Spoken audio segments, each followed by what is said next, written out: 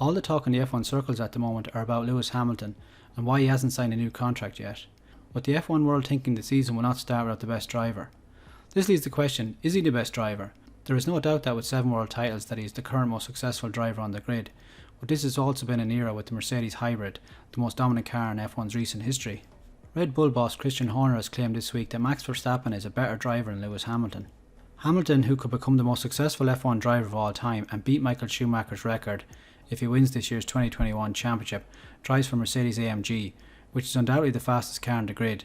That's if he gets a contract, of course. The two drivers who definitely stand out to a neutral spectator are Max Verstappen and Hamilton. They both have been known to come out with the true best performance of any particular situation they come across on track. There's also a few other drivers who come very close, like Leclerc, Ricardo. We're not forgetting the returning Fernando Alonso, but for now we're going to compare Hamilton and Verstappen. Of course Hamilton has 7 world titles and Verstappen has none, but we're looking at the most talented driver. For example, if the grid lined up with identical cars and engines. When comparing a driver, the first thing to look at is the driver's teammate. This is usually the best comparison when talking about an individual's performance.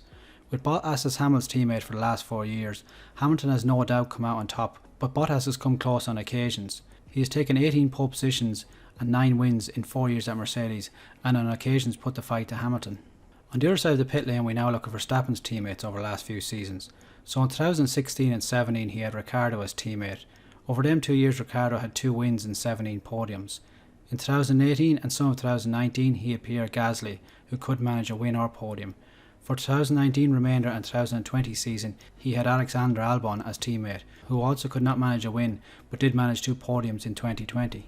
Over the same period Verstappen managed 10 wins and quite an impressive 42 podiums.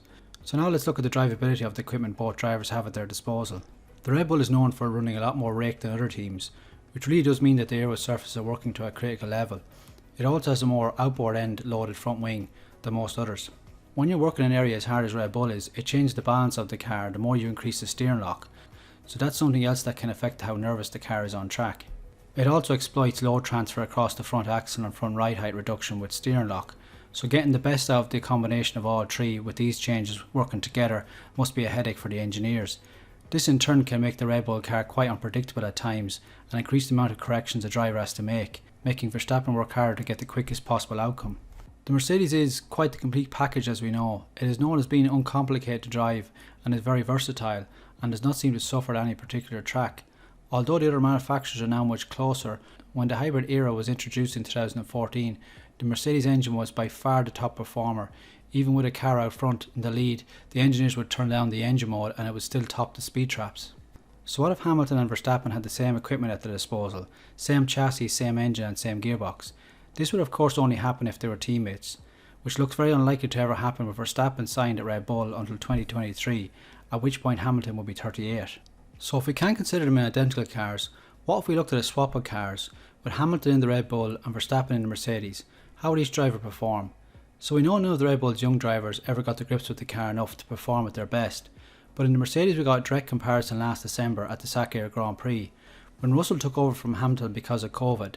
The Brit was 10 seconds clear when 2 botched pit stops and a puncture cost him the race win. According to Red Bull team boss Horner, Russell's performance showed that Verstappen is the best driver on the grid. Speaking about Verstappen, I think he is the best, and George Russell's performance at Mercedes confirmed that for me. That is because Horner feels Russell's near miss proved that Hamilton's success, 6 world titles at Mercedes, shows that it is the package that is exceptional. Max and Lewis stand out for me, he continued. While we should definitely not be blind to what Hamilton has achieved, he does have a good package at his disposal. That while Max has to get more out of his car. He added, at Mercedes, a Williams driver can qualify himself directly on the front row, and Russell almost won the race. However, if at Red Bull someone has to get into Verstappen's car, for example if Max had Corona, then nobody will reach his level. This year will be the last year of the current regulations, as next year the FIA look to create a more competitive sport to attract new participants.